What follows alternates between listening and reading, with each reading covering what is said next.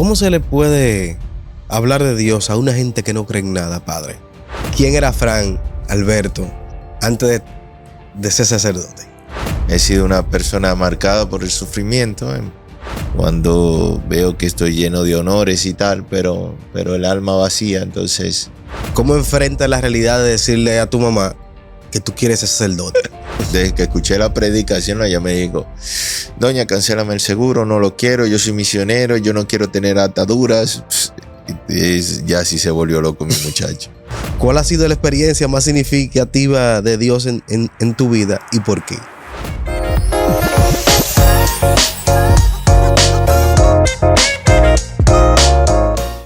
Saludos a todos, GB Opina de nuevo con ustedes.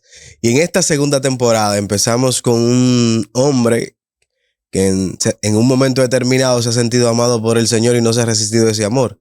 Y veremos por qué en el transcurso de esta conversación, por qué no se ha resistido a este amor.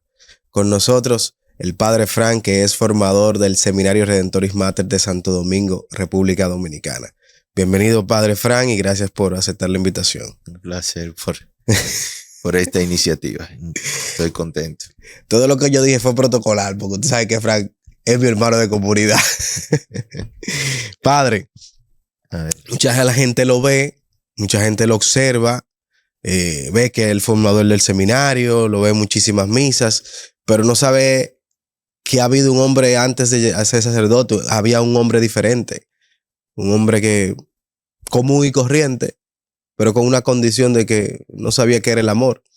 Entonces, ¿quién era Frank Alberto Rodríguez Cruz antes de ser sacerdote? Bueno, he sido una persona marcada por el sufrimiento desde mi juventud, desde mi infancia más bien, lo que me llevó a mí a un ateísmo práctico. Mi familia es católica, pero llegó un momento donde yo le di la espalda a todo lo que se refería a la fe, porque yo tenía la imagen de un Dios como Goku, ¿no? Entonces, que estaba en una nube y mientras a mí me llevaba Mágaro, pues él se echaba fresco o navegaba por el mundo. Entonces, yo no podía resistir con esa imagen, no podía comulgar con ella y le di la espalda a todo lo que se refería a la fe. Hice la primera comunión en la confirmación detrás de una muchachita solamente, ¿no? Incluso mi mejor amigo, el día que hicimos la confirmación, me dijo: ya no graduamos, ya no vamos de aquí, porque el que siga de aquí adelante es solamente para ser padre, y como ninguno vamos a ser padre, pues ya se acabó aquí el asunto. Y ciertamente viví así un tiempo.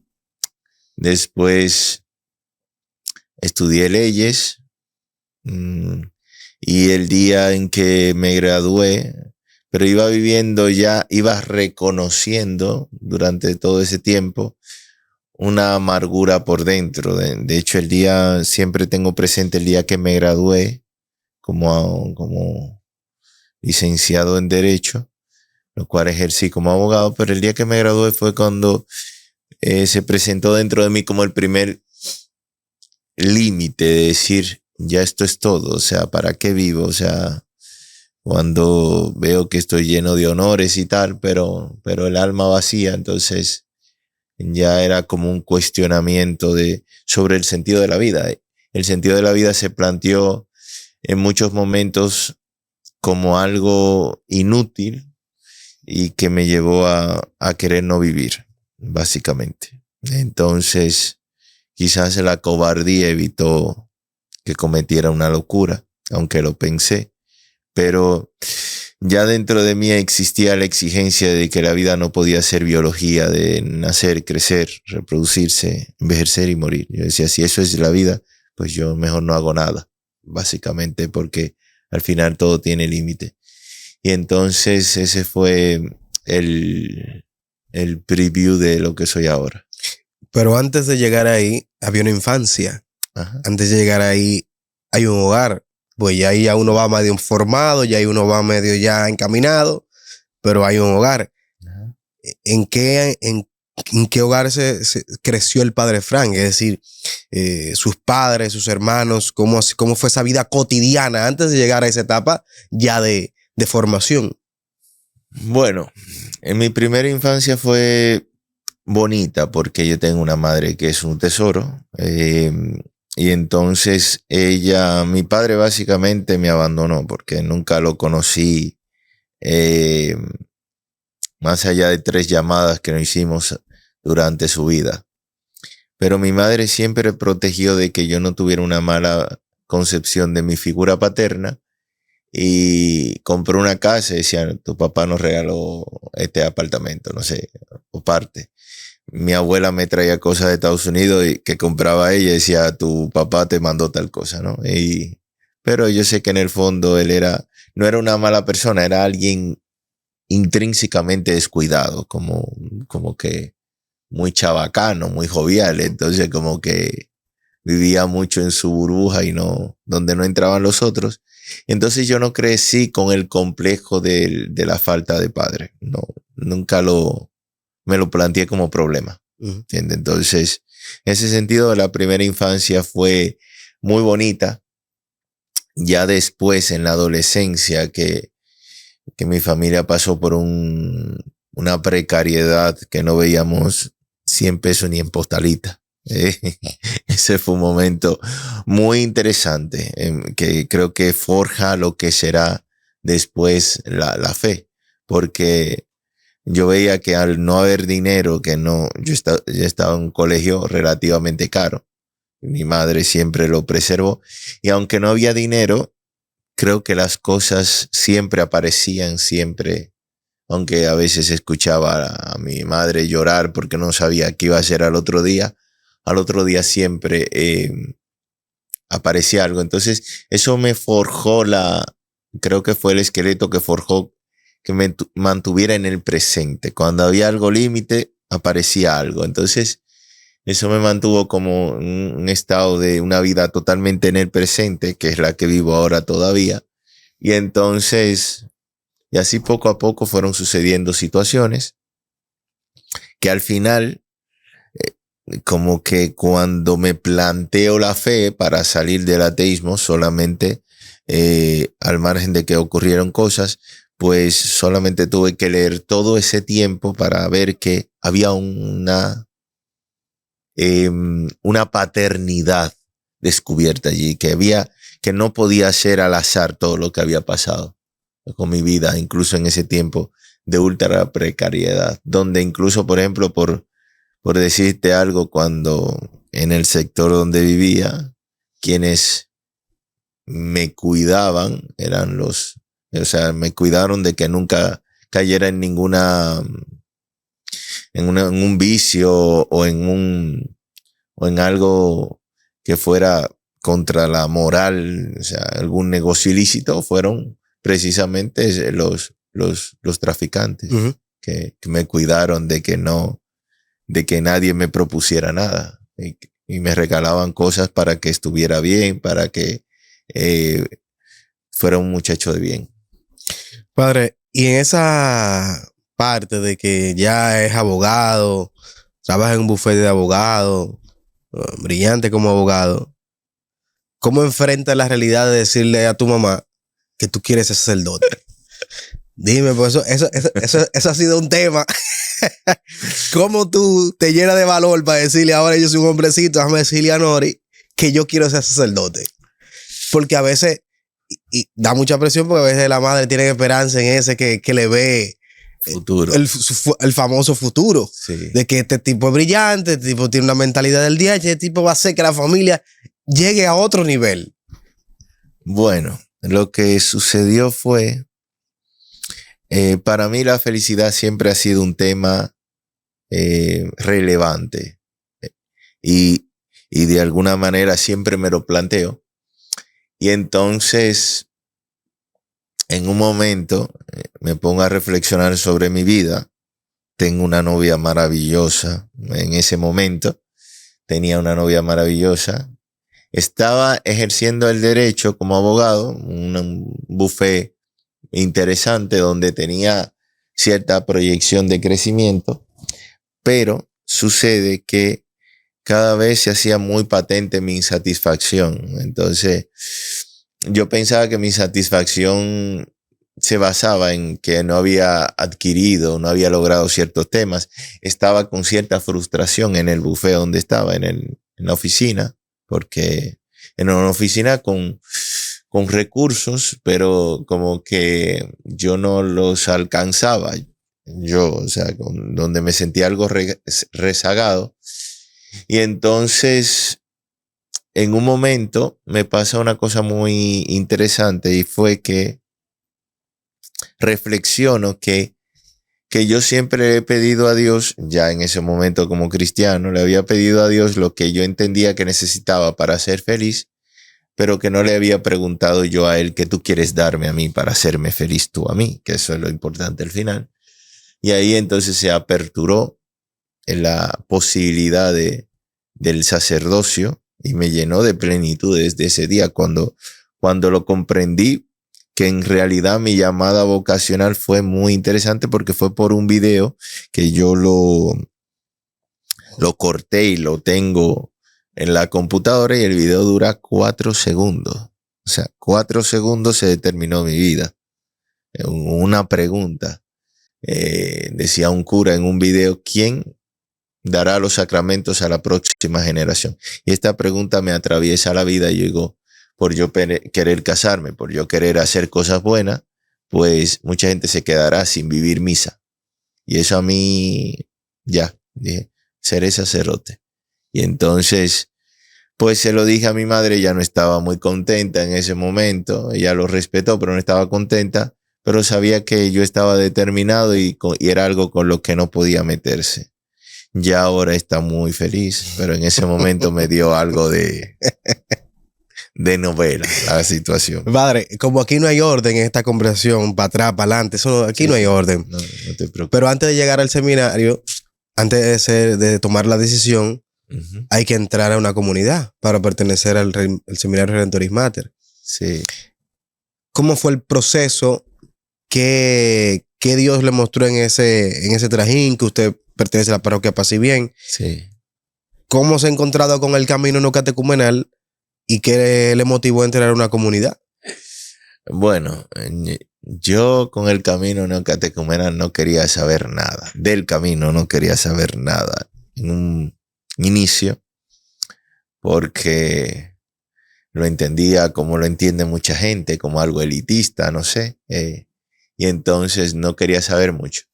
Pero un día ya estando leyendo las escrituras, me encuentro con los Hechos de los Apóstoles cuando se plantea lo que era la primera comunidad cristiana, que era que todos lo tenían en común, se amaban, no sé. Yo decía, pues eso yo no lo he visto en ninguna parte. Y me puse a reflexionar si eso existía o no. Y recordé una comunidad del camino neocatecumenal de Paz y Bien, de la parroquia San Francisco de Asís. Yo, bueno, esto que dice aquí, yo lo veo más o menos allí. Por eso, entonces ahí me abro a la posibilidad y la verdad, ese encuentro me ha cambiado la vida, porque ahí he encontrado que ciertamente el amor se da y eso terminó de cuajar mi proceso vocacional, que no empezó en el camino, eso no empezó en el camino, sino fuera, pero ciertamente allí fue donde ya digo, no, aquí.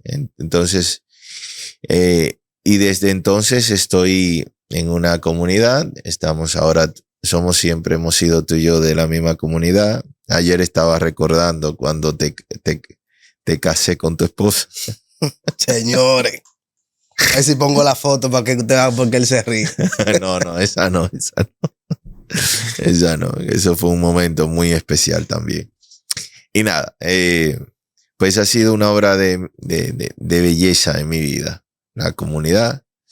A veces el trabajo me impide ir como quisiera, pero es mi referente donde veo a Dios en esos 41 hermanos que tenemos. Cuando tú entras al seminario, pasa un acontecimiento de enfermedad. Ah, sí. ¿Cómo vivió ese proceso?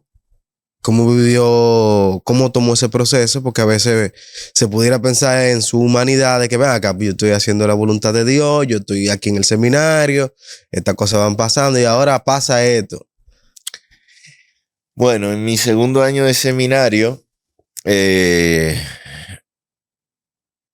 pues llega un momento en que me da un dolor de cabeza, me pongo ciego, me pongo sordo y resulta que cuando me llevan al médico y tal, me llevan a emergencia, he tenido un sangrado cerebral y resulta que, para ser breve, tengo la peor aneurisma que se ha visto, que se ha operado en este país en ese momento.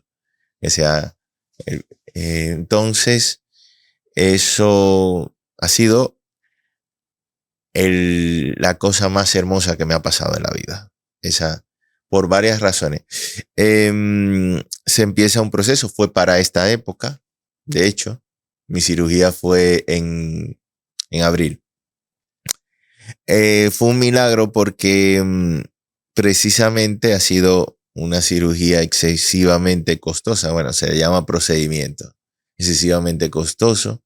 Yo tengo alrededor de 22 stent, que son unos cables que regularmente a las personas les ponen 1, 2, tal. Para mí ha sido importante este momento y ha marcado como el antes y el después de mi vida porque, por 2 razones. Primero, por la confianza en un Dios que es concreto.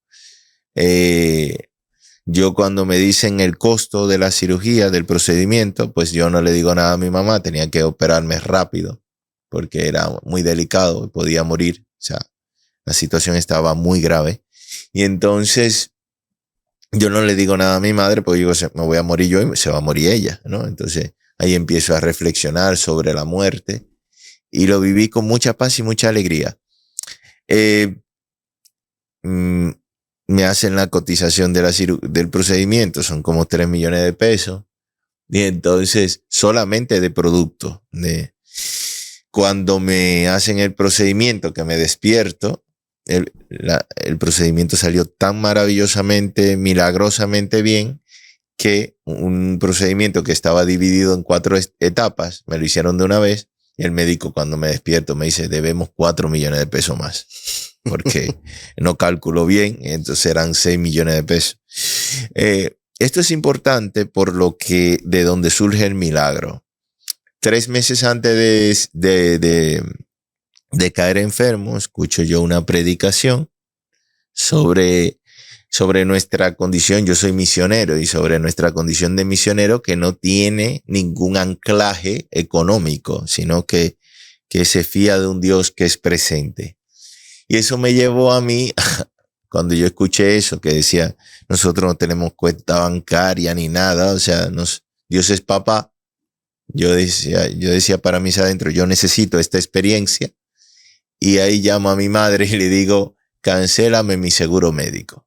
Mi madre dice que si yo me fumé algo, porque dice que lo que eres esa, ella me lo pagaba. Porque aparte de todo, deja de vaina de abogado, ahora viene esta enfermedad y ahora viene un tablazo de millones de pesos. No, porque yo no estaba enfermo todavía cuando cancelo el seguro. No estaba enfermo. No, sí. Sí estaba enfermo, pero no lo sabía. Sí, pero hablo de la acumulación de cosas. Para ella, verlo de esta manera. Entra al seminario, ahora pasa esto, sí. Lo otro. Sí. Entonces le digo a mi madre, la llamé a las 11 de la noche. Desde que escuché la predicación, la llamé y digo, doña, cancélame el seguro, no lo quiero, yo soy misionero, yo no quiero tener ataduras. Y ya así se volvió loco mi muchacho. Y de hecho, cada vez que yo iba a casa con algún chico, le preguntaba, ¿tú tienes seguro médico? Porque este loco lo canceló. Y entonces, pero después caigo enfermo a los 2 o 3. Eso fue en noviembre, caigo enfermo en febrero. Y el milagro está en que quien cubre la cirugía, porque no fue la iglesia, no fue nada de esto, fue una fundación. Un año después me entero que como requisito para la ayuda está en que tú no puedes tener seguro médico. O sea que si hubiese tenido seguro médico, la fundación no me cubre. Si no lo cancelo cuando pues tuve la inspiración, pues estuviera hoy con hierba arriba, ¿entiendes? Pero fue importante este momento porque desde entonces sufro de migraña, que es una de los tesoros de mi vida. Y desde entonces, pues con más acierto vivo el día. No tengo la posibilidad de pensar en el mañana.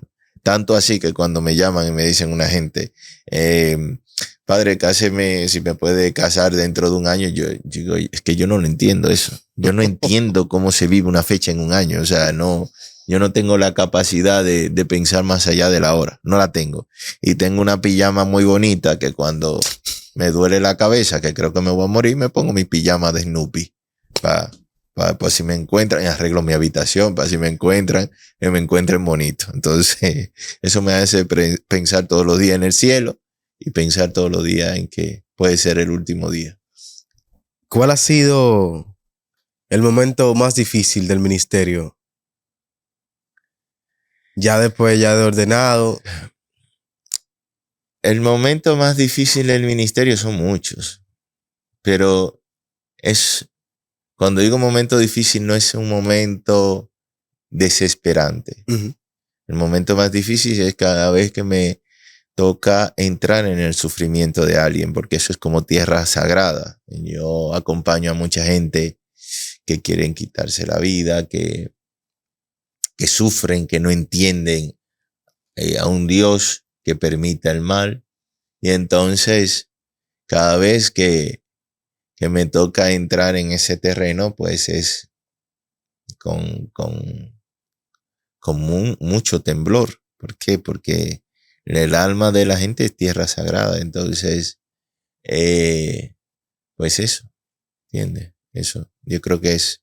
Pero en cuanto a mí, yo soy el hombre más feliz del mundo. Entonces, como que no tengo esas frustraciones de las cosas que pasan mal. Quizás en un primer momento, cuando las cosas como que no se comprenden, se sufren, pero en una segunda oración sobre el mismo acontecimiento, pues entro en descanso.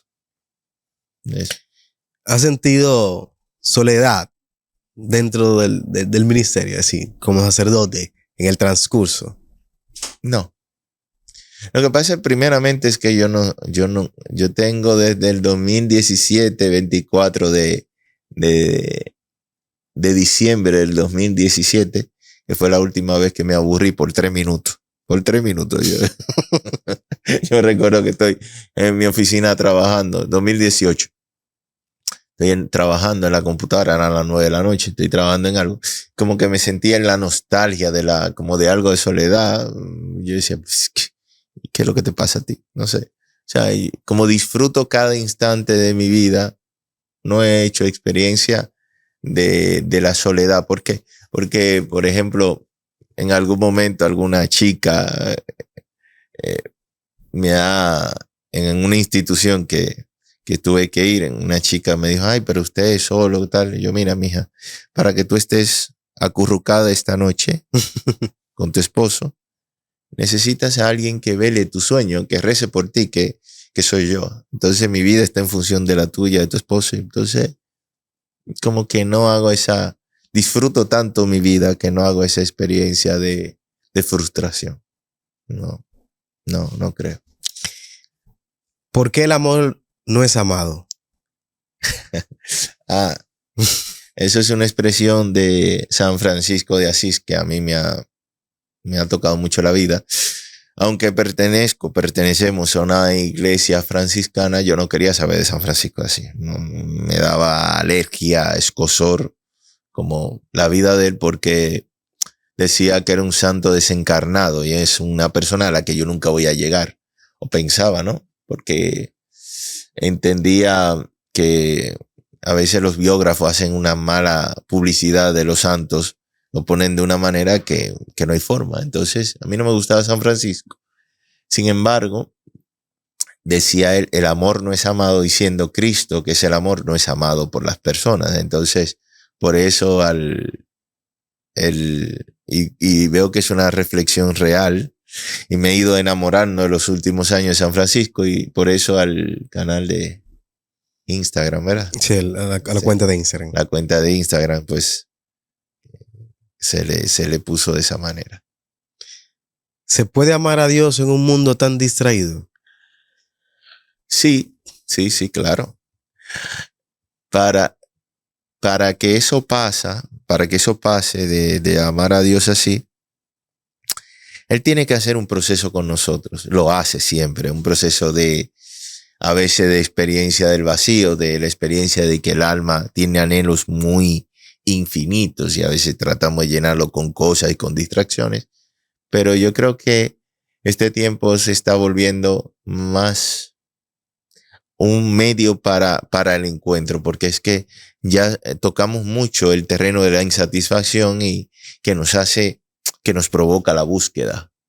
Y sí nos hace falta silencio, y al faltar silencio, pues entendemos que nuestra búsqueda se distorsiona.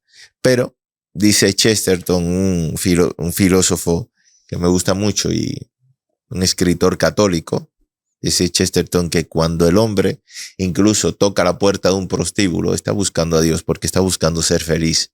Lo que pasa es que no se entera, porque cada vez que hacemos algo, lo único que queremos es ser felices. Y en ese sentido, pues, todos estamos buscando a Dios, aunque en lugares equivocados, pero eso es así. Y para una persona, padre, que se porta bien en el trabajo, que hace la cosa correcta dentro de el marco y siente que no le va bien, porque muchas veces, muchos de los que nos ven y los que nos van a ver, piensan que están buscando a Dios en el lugar correcto, haciendo las cosas correctas y tal vez las cosas no le salen y tienen esa frustración y tal vez le vas entrando en ese sinsabor de la vida. Sí, lo que sucede es que ahora nosotros vivimos sin trascendencia. Vivir sin trascendencia significa que nosotros nos vamos fabricando un ecosistema que es como un cielo, en donde le pedimos la felicidad.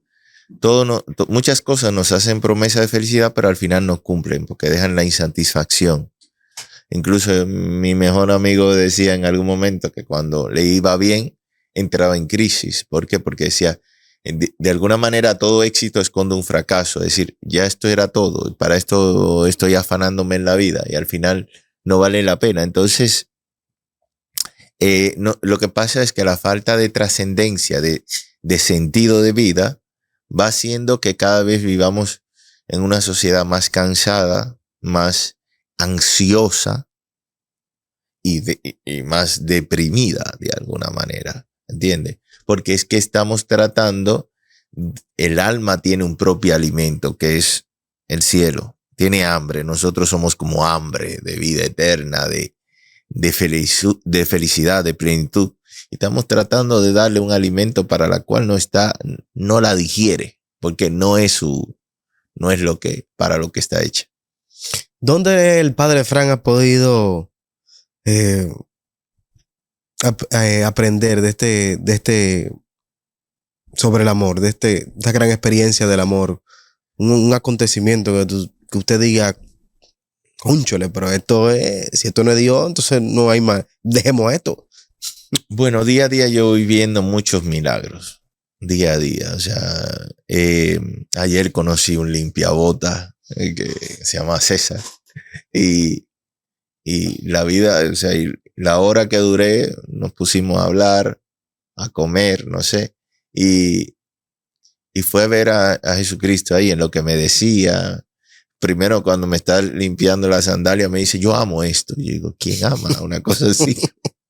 Entonces yo, ¿que tú amas qué? No, mire qué bella quedaron las sandalias. Entonces es como cuando tú aprendes a disfrutar lo minúsculo, todo se convierte en un milagro. Dice Whitman, un poeta, dice, ¿tú quieres ver un milagro? Mira la hormiga. O sea, baja la cabeza y mira a la hormiga. O sea, en cada instante hay escondido un milagro. El problema es que estamos muy distraídos y distraído significa desintegrado por dentro. Entonces, por eso no nos enteramos casi de nada. Hay un sacerdote que es hermano de nosotros de comunidad, que yo le pregunté, porque él te jode mucho, padre Storming. Ajá. Le digo, padre, dígame una pregunta que yo le puedo hacer al padre Frank para que no se me quede ninguna. Entonces el padre Storming me dijo, pues pregúntale a ese loco, ¿cuál ha sido la experiencia más significativa de Dios en tu vida y por qué? El sufrimiento. El sufrimiento, sin duda alguna, ha sido porque el sufrimiento me ha llevado a vivir el hoy. El sufrimiento me ha llevado a ver la precariedad de la vida. El sufrimiento me ha llevado a ver que necesito de que exista el cielo, de que existe el cielo y que por ello vivo. O sea, lo que uno ve como desecha como herida, para mí ha sido la creación más bella, porque es lo que me ha hecho renunciar al descubrimiento más grande que yo he hecho en mi vida. Si tú me dices, ¿cuál es el descubrimiento más grande de toda tu vida? Un día descubrí que yo no era Dios. Eso ha sido. Yo duré 8 días en silencio solo para descubrir esto. No soy Dios, no tengo que gobernar mi vida, puedo vivir el presente. Y uno decía 8 días en silencio total, pues solo para descubrir eso, sí, porque nosotros todos los días vivimos en la autonomía de ser dioses, de tener que inventarnos, de tener que poner una postura, de tener que ser quien debemos ser, de querer salvar al mundo. Y uno cuando se da cuenta que no es Dios, le deja espacio a Él para que actúe dentro de uno. Y eso me ha hecho muy feliz. ¿Qué se le puede decir a tanta gente que tal vez puede ver esta entrevista que se ha sentido abandonado por Dios porque su vida siente que no ha funcionado? El problema de ese vacío, de esa sensación de abandono, es que nosotros todos tenemos un instinto de supervivencia. Y el instinto de supervivencia nos lleva siempre a escapar de nuestra realidad, siempre a postergarnos. Entonces, no tenemos tiempo de introspección, de reflexionar nuestras heridas, de verlas. No, o sea, inmediatamente dice Jill Lipovetsky, un sociólogo, que nosotros no tenemos tiempo de silencio para conocernos, que cuando hay algo de reflexión, inmediatamente entra un mensaje de WhatsApp y yo me postergo. Digo, bueno, ahorita voy a pensar en esta cosa.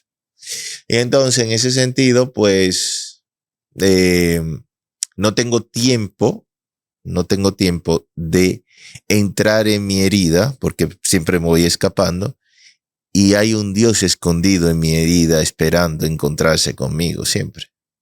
Que cuando uno se detiene y dice, ok, ¿por qué esto me pasó? ¿Y por qué esto es necesario? Pues tú te encuentras a Dios allí escondido. De hecho, si yo no hubiese sufrido lo que he sufrido, no puedo acompañar a la gente que sufre, porque le estaría diciendo de alguna manera, te acompaño en tu sentimiento, el cual yo no he vivido. Pero al haber experimentado lo más profundo del pecado también, de una vida distorsionada totalmente, que no me preguntaste, pero sí la tuve, y también del dolor, pues eso me hace tirar un puente donde puedo entrar en lo que para el otro es insalvable. Y hablando ahí, que puede perfectamente entrar, se refiere con una vida distorsionada, porque esa vida distorsionada ahí mismo entra también en los vacíos. ¿A qué se refiere usted de vivir ese momento de una vida distorsionada que también lo hizo entrar en un vacío, lo hizo entrar también a esos infiernos? Lo que pasa es que cada cosa te hace promesa de felicidad. Yo hasta jugué, no sé, no lotería, pero jugaba la pelota, o sea, me envicié con el juego en algún momento, con el póker, con también una vida disoluta, y vida totalmente el alcohol, todo eso, ¿no? Y todo eso me llevaba a un sinsentido, donde cuando se terminaba la fiesta solamente entraba el ruido de ¿para qué estás vivo? ¿Me entiendes? Surgía la pregunta, y entonces, pues esto en algún momento hay que acabarlo, y hasta que en mi precariedad, pues en un momento entendí que era que yo no podía seguir viviendo de la misma manera. Le doy una oportunidad a Dios que no, y no me ha defraudado en absoluto. ¿Cómo se le puede hablar de Dios a una gente que no cree en nada, padre? A través de su dolor. A través de su dolor. A mí me ha tocado, una de las cosas más bonitas que me ha tocado es acompañar a gente atea. Y desde su existencia, o aparentemente ateo, porque no existe el ateísmo. El ateísmo, como lo comprendemos, solamente es, si tú le preguntas a un ateo por qué tú no crees en Dios, te va a decir por qué los niños en África sufren. O sea, es la incomprensión del sufrimiento lo que nos lleva a un aparente ateísmo. Entonces, cuando uno empieza a comprender el sufrimiento y que hay una historia tejida de amor allí, necesaria, porque uno no tiene la vida que quiere, sino la vida que necesita. Entonces, pues tú te encuentras milagros y ya, por ejemplo, una cosa muy bonita es que los ateos que he acompañado hoy ya no se definen como ateos, no porque sea magnífico, sino porque simplemente han empezado a leer. Cuando uno sale del analfabetismo de su propia vida, pues ve cosas brillantes. ¿Cómo? ¿Cómo la formulo esta pregunta? Yo tengo un amigo, terminé una conversación, me decía, pasa mucho, es que Dios tiene que explicarme a mí cómo es esto, de que yo no soy mejor que un violador. Y teníamos la conversación y él no entendía. Me decía, es que no puede ser que tú me digas a mí que yo no soy mejor que un violador. Tú no me puedes decir a mí que yo no soy mejor que un ladrón. Porque humanamente yo soy mejor. Entonces, eso de como de buenismo, como él dice, que no lo entendía, que eso Dios tenía que explicárselo a él en un momento. ¿Qué se le puede decir a una persona que... Si tú te vas a la cárcel y preguntas si en algún momento el que está ahí, es con quien estés dialogando, se veía que estuviera en ese punto donde se encuentra ahí, te diría que no. Te dice 10 años, 15 años antes, tú pensarías que te ibas a terminar aquí. Te dice que no. ¿Por qué? Porque se cree incapaz también. El problema es que la ocasión, la situación depende de la ocasión. Entonces, pero lo que pasa con nosotros es que nuestra falta de silencio, de no estar con nosotros, al no saber estar con nosotros, no llegamos a conocernos. Pero cuando uno se conoce, que se toma tiempo en conocerse, uno se da cuenta que si yo no estoy ahora en Najayo es por puro milagro. ¿Entiendes? O sea, tú te ves capaz de cualquier cosa y también preservado de cualquier cosa. ¿Entiendes? O sea, que en ese sentido tú te das cuenta de que ciertamente no somos mejores que otros. Y eso nos cura frente al juicio, frente a decir, no, es que aquel es malo o lo que sea. No. Ese no ha tenido quizá la oportunidad que yo tuve. ¿Entiendes? Padre, hablemos un poquito ya en la parte final. Hablemos un poquito de un proyecto, de este proyecto de la fundación que se va gestando, que se va formando, que ya se va encaminando. ¿Cómo surge? ¿Por qué surge? Hablemos un poquito de la fundación. Bueno, yo... y diga el nombre también. Soy parte, o sea, no soy gestor, pero me he involucrado con 2 fundaciones. Una es Dándole Sentido a la Vida, que es sobre el duelo, y otra más, que es más a flor de piel, que se llama Dukinaltum, que es ir a lo profundo. Es como está basado en la expresión de Cristo de remar mar adentro, pero en remar mar adentro, más concretamente significa ir a lo profundo de nuestro corazón. Esto nace por 2 situaciones. Primero, como iniciativa de un abogado a quien su hija se quitó la vida, pues en su desesperación entendía que tenía que ayudar a personas, ¿no? Y también en lo particular de acompañar a una chica que también lo iba a hacer, que era atea. Entonces, cuando vi que ella en su acompañamiento espiritual junto con los terapéuticos salió de su estado, vi que se necesita hacer una un proceso integral entre la vida espiritual y la terapéutica, porque cuando es solo la terapéutica, entiendo, y hay unos científicos que también lo han visto así, que la vida queda, o sea, impermeabilizada, pero no tiene respuesta.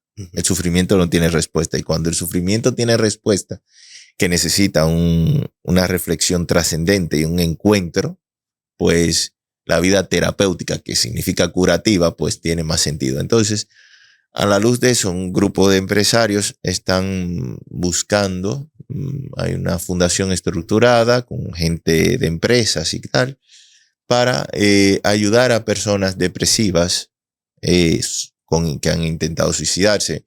Concretamente el nicho ahora está entre los jóvenes de hasta 30 años más o menos, porque todavía la adolescencia está en los 30 años psicológicamente.